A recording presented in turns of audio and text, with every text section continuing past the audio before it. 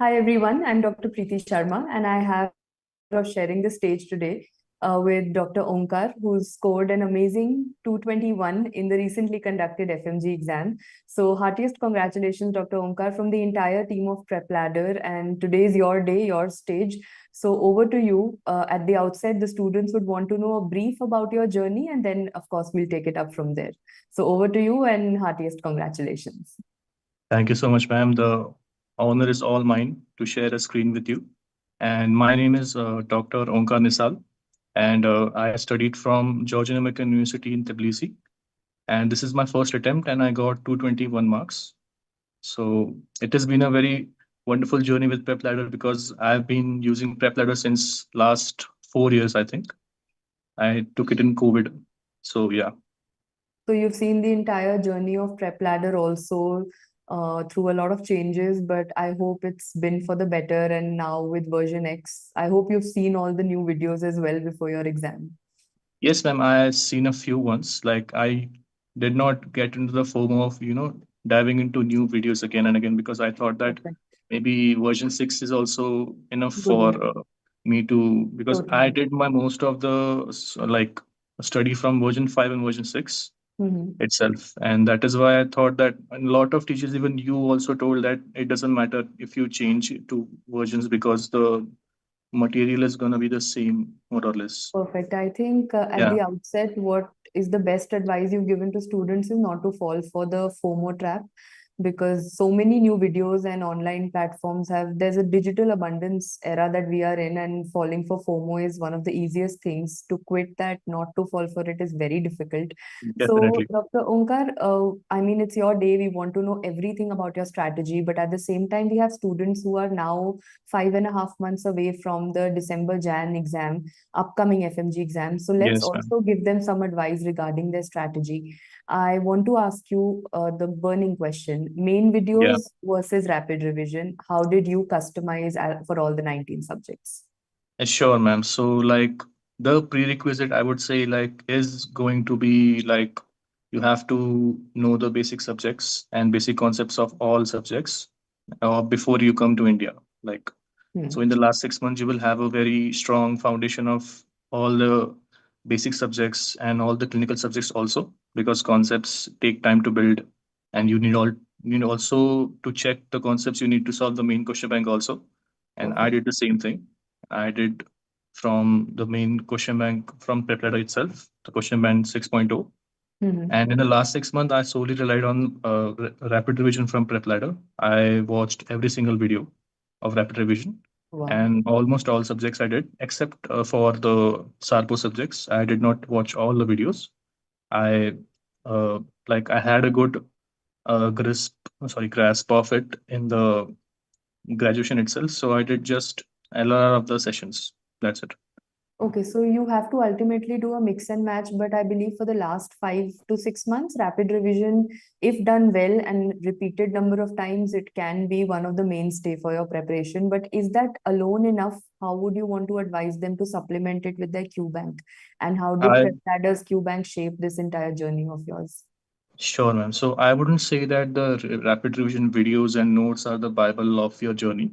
I would say that you need to give GTs also, because rapid revision notes are not enough, even if they seem a lot. But you will see that once you solve the main question bank, also you solve GTs also, you will see that a lot of things come from outside and a lot of things Correct. from application also. So I would say that give as much GT as possible, and along with that, you do a multiple revision. So you will have material from both sides. Like you will have rapid revision videos also. You will have weaker sections from your GTs also, which you can collectively make into a 20th notebook, as we say, for each subject. So that's what I did. Like I did for every subject, I maintained a 20th notebook because it was like my mistakes and topics which I thought would be difficult for me, Perfect. and only revised that only till the end, like before the exam. So, like you mentioned, the importance of GTs. What was your frequency of giving GTs? Once every how many days or weeks?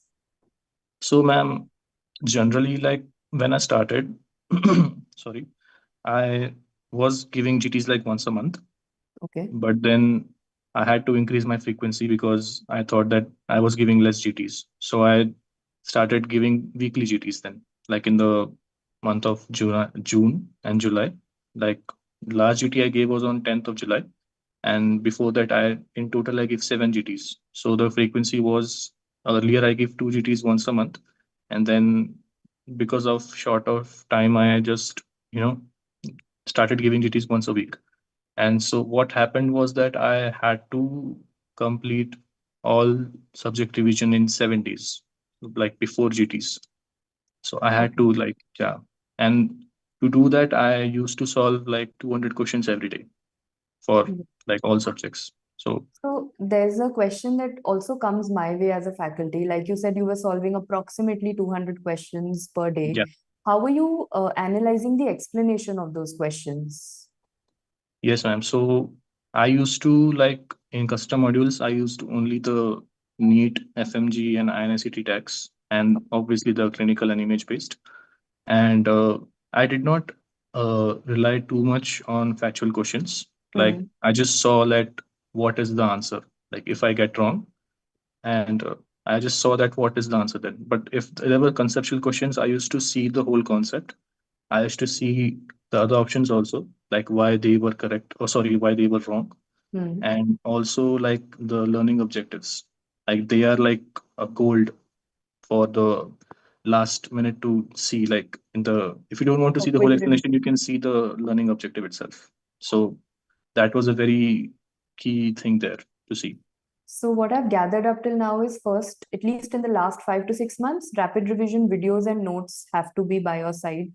You have to Yes, supplement it with a Q bank, and you have to at least give 1 GT per month and then gradually increase your frequency.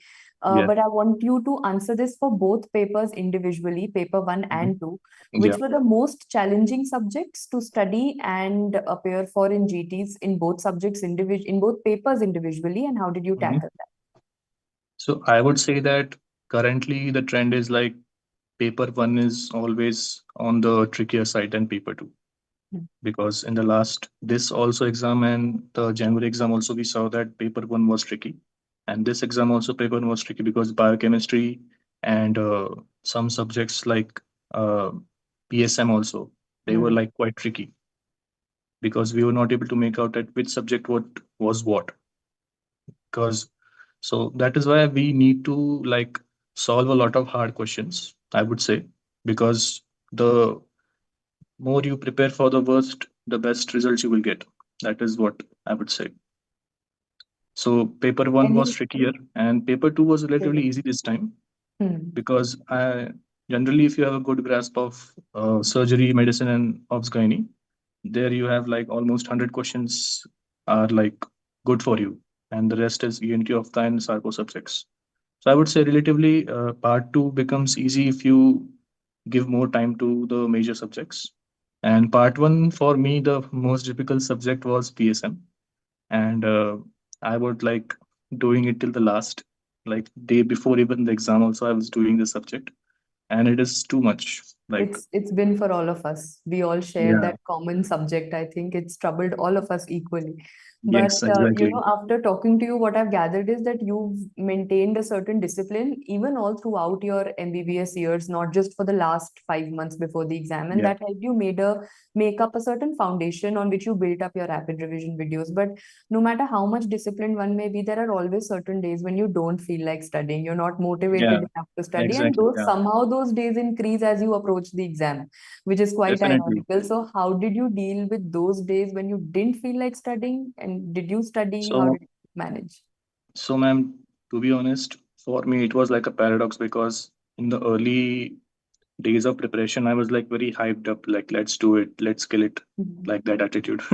And then like in the last month, I was like having very less motivation to study because I was like I'm studying the same notes again and again, Monotonous, and boring. Huh? mental fatigue and all that. Mhm. I was relying more on questions rather than, you know, revising the topics. But in the last week, I just revised. I did not study, sorry, I did not do any questions at that time. So I did all my 28 notebooks which I had made for my subjects, and I saw the LRR sessions. of PrepLadder and also some IBQs. Got it. So Yeah. this is a feedback that I'm asking for myself and for the entire team. Towards the Yes, ma'am. end, we do conduct a lot of YouTube sessions, be it LRR or IBQs or Yes. one-liners. How has that helped you or not in your exam preparation? Yes, ma'am. It has helped for sure.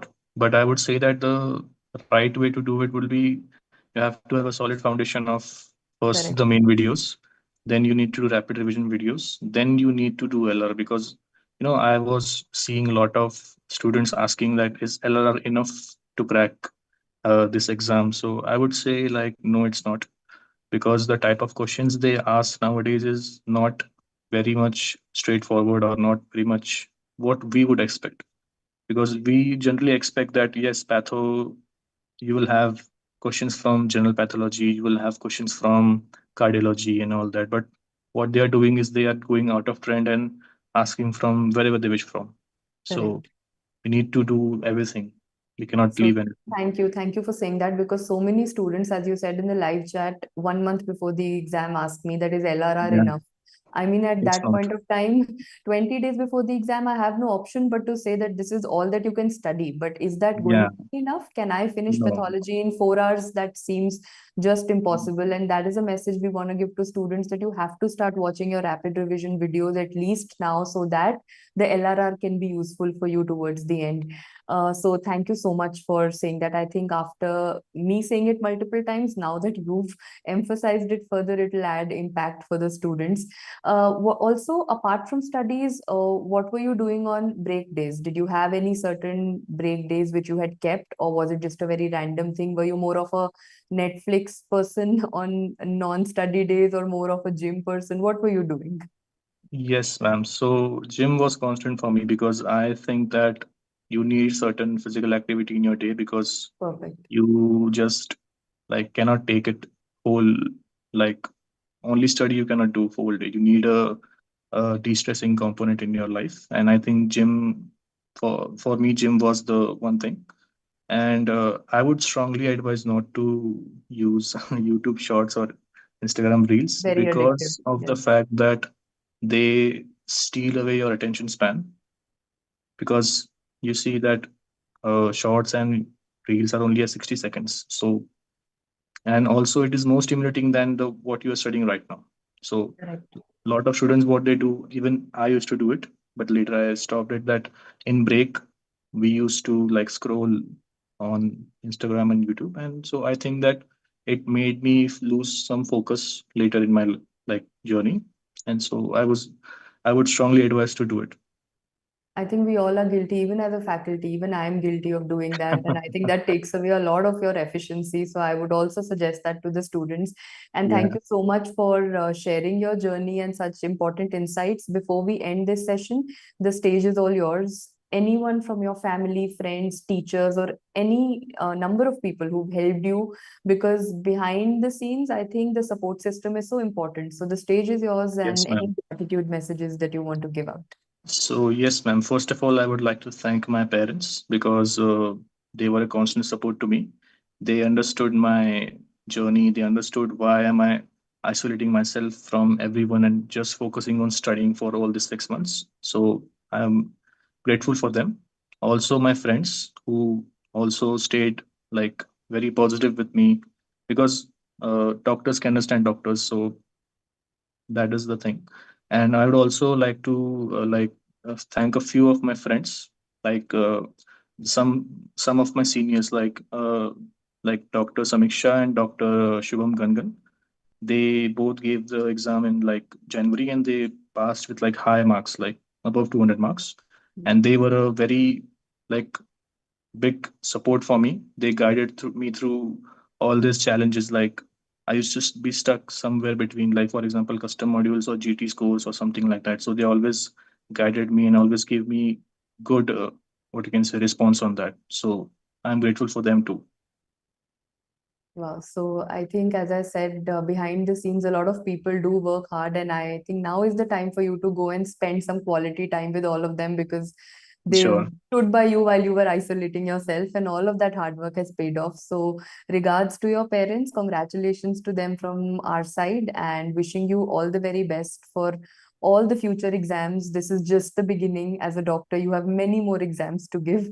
So, wishing you all the very best for all your future endeavors. And thank you so much for sharing your journey with us. Thank you so much, ma'am. Thank you for the whole PrepLadder team for being a part of my journey, and especially you and Dr. Mahava, sir. You have been a great inspiration and will be a great inspiration like till like ages go on. Thank you so much. Thank you so much. Thank you. Thank you.